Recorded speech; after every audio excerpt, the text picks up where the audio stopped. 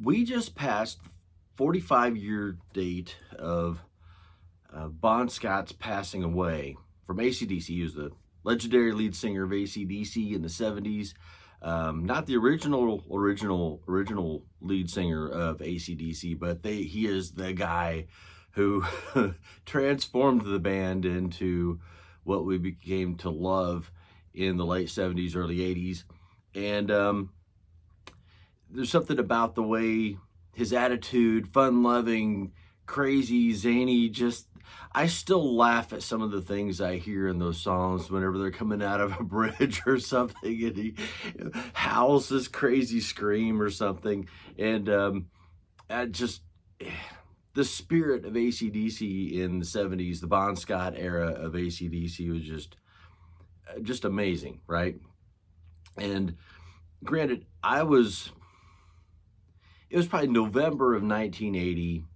I had just barely 9 years old, and I heard Back in Black for the first time. My older cousins were into them, and I had no idea what AC/DC was. And I heard it, and I was like, "Oh my goodness, this is I've never heard anything like this. What is this?" And they told me AC/DC, and this is Back in Black. It's Brian Johnson's first album with AC/DC after Bon Scott died. And I heard it, and I was like, this is kind of scary, but I kind of like it, you know? So anyway, I heard it, and I was like, what in the world's going on here? And like, I don't know that I ever want to hear this again. But then, I got home, and I'm listening to the top 40, and it's on there, and I'm recording, back in my day, you had your tape recorder next to your radio, and you pressed record at just at the right moment, or you missed it. And I was making mixtapes back then, and I didn't know they called them mixtapes when I was 9, but that's what I did. Oh yeah, get this on there too. And I wore out that part of the tape playing Back in Black over and over and over and over and over again. And there are many times when I play Back in Black or hear Back in Black, I'm that 9-year-old kid again. But something I've pondered often, well, maybe not often, but off and on over the years is, what would AC/DC have been like in 1980 if Bon Scott hadn't passed away and Brian Johnson hadn't taken over?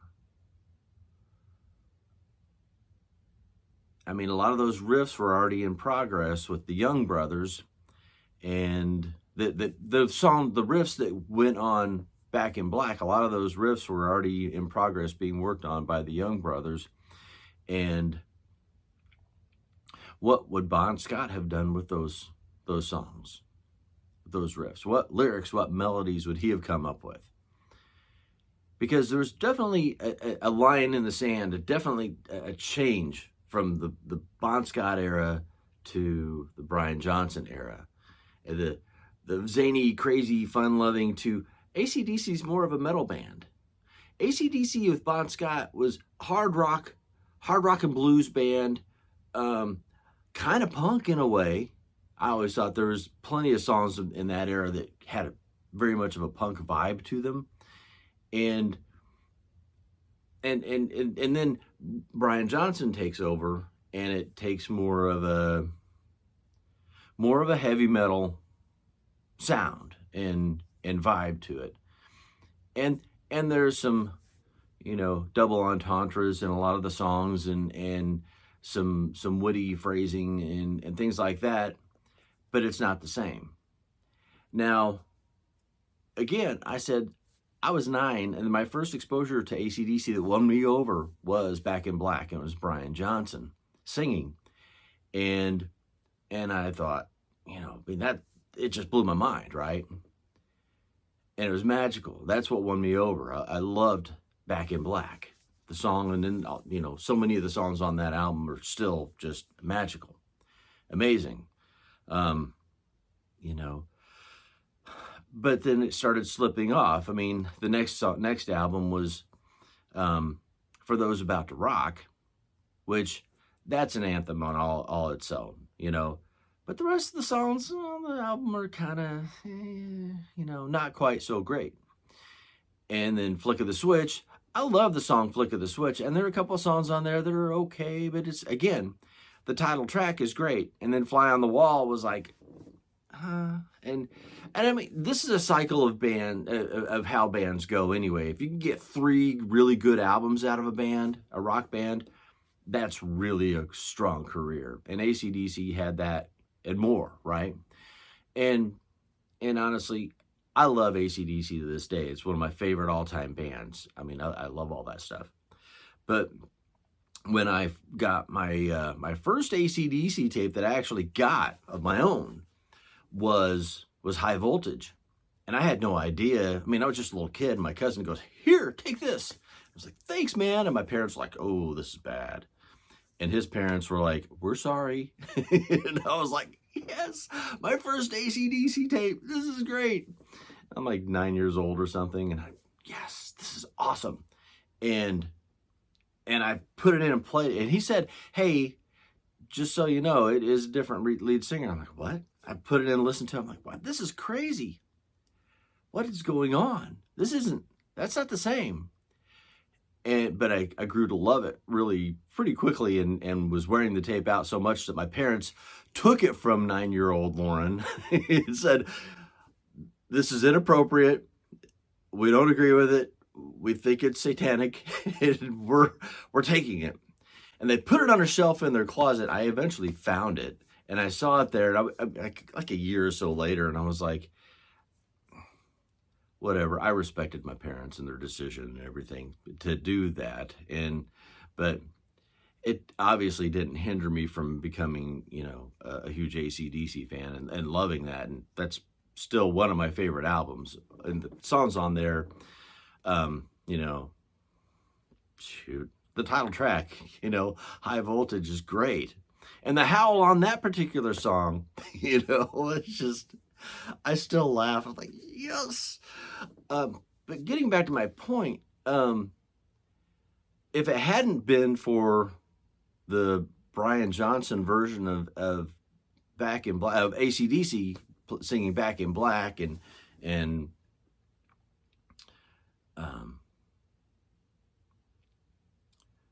Rock and Roll Ain't Noise Pollution, You Shook Me All Night Long. If it hadn't been for, those songs and the lyrics he wrote for those songs, would I have gotten into AC/DC as soon as I did? I don't know. But, and honestly, I think the most played song, or the most popular AC/DC song of all time, is You Shook Me All Night Long, which is a song full of innuendos and double entendres of comparing like a car and a woman. And it's probably their most famous song, and probably men and women can agree on that song being usually their favorites. They'll just hear my favorite AC/DC songs by men and then favorite by women. They will all have You Shook Me All Night Long on that list. So then trying to get back to my point, what would Back in Black have been like, or the album following Hell's Bells been like, if Bon Scott was still the lead singer and still alive and hammering out lyrics and zany antics for AC/DC? Would they have evolved into more of a heavy metal band? Would they have stayed? I mean, because there was an evolution of AC/DC over the years. You listen to, High Voltage, Dirty Deeds, Power Rage, and then, you could, Highway to Hell was his last album, and it was getting more hard rock, a little more metal-like, but there was still kind of this kind of silly attitude that, that was just kind of Bon Scott's personality that was showing through. So I wonder, and I also wonder, would they have gotten as big as they did if Bon Scott would have still been, the guy? And what would the lyrics have been to that riff for Back in Black, or any of those other huge hits that came off of Back in Black, or the albums that followed? So it's just something I've pondered once in a while over the years. Similarly to, like, what if Jimi Hendrix hadn't died? How would his music had evolved in the 70s and even in the 80s if he would have continued making music in the 80s? Had he lived? There's a lot of what ifs for me, for like some of these great musicians, Stevie Ray Vaughan, Kurt Cobain, people who just when their career, they'd only had, maybe 2 or 3, maybe 4. Well, in AC/DC's case, they did release more albums in the States after his passing, or once they became what they were, because of Highway to Hell. But I often wonder what some of these artists' musical careers would have turned out to be in the, say the 2 to 5 years after their passing. Because their careers were cut so short. Kurt Cobain had Bleach, In Utero, which was kind of set aside by many people, but I still loved it. It was 14, 15 songs on it. I wore that CD out. You can't wear them out, but I played the crap out of that thing, as well as, of course, Nevermind and the In Utero, but no, Incesticide. Incesticide was the one that had the songs on the about 14, 15 songs. Incesticide had a bunch of crazy, like, zany pre-Dave Grohl Nirvana songs on him, and I still loved it. But yeah, I wonder about what would he have done, what Jimmy would have done. I know a bunch of things have been released of these artists after they've passed away, of like unreleased Jimi Hendrix songs and things, but that maybe I'll just do another video on each one of these guys about what I think may have happened.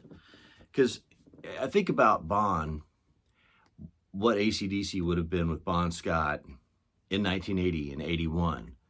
The guitar tones would have been what they are, that pounding in your face, that typical AC/DC, that evolution, that they were already on that track of going that way from, the late 70s and into Highway to Hell and working with Mutt Lange but would they have gone, would Bon Scott have gone into that more heavy metal kind of a sound, or would he still been just a crazy zany dude? And just wonder, I'd like to hear what you guys think, honestly, where AC/DC would have gone had Bon Scott lived. Finally, I get that off my chest. I feel much better now that I've relayed this to the world. I still think that he would have retained his zany, silly, personality driven songs and everything, and singing about women and drinking but a lot of the things that were really cool about the early songs were the struggles, how dirty and rotten, stinking, nasty the music business and the entertainment business is, and he sang about that sort of thing. But the success of Highway to Hell, and I mean, looking back, if I were a teenager in the late 70s, early 80s, late 70s, I would have known who AC/DC was, because they were on it, and I don't think anybody really wanted to follow them. I've watched um, live concerts of them on the Highway to Hell tour, and they were electric, man. They were awesome, no pun intended, of course, but they were so powerful, so energetic, so focused on on Bon and Angus running the stage, and the other guys just pounding it out, blue collar rock and roll. Just loved it. Where are you going with this, Lauren? I mean, I think they were on a trajectory of having at least another album or two that were going to be huge and have huge sales. But would they have followed the same path of typically dropping off? Like what happened with AC/DC? They have an album with like one really solid song, and the rest of it's kind of, or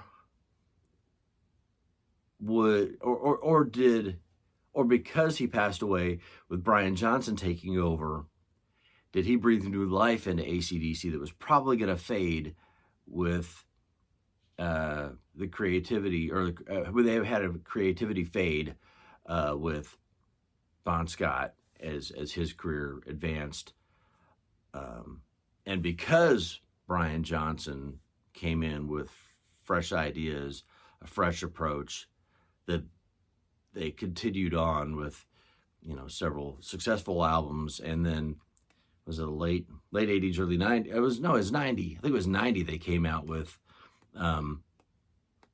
Thunderstruck. It was 90 when they came out with Thunderstruck, a huge hit for them. And and yeah, I wonder, would they have continued on, or would they have faded away? And did Brian Johnson really come in and just, revitalize the band that could have been on a path to fade away? I don't know. Who knows? But those guys are 100 years old and they're out there rocking. I mean, it's amazing. And they're one band. I just don't understand the Lauren of my youth who didn't go and see AC/DC. That's one band that I should have seen. I absolutely 100% should have seen them live in the 80s when I was in high school.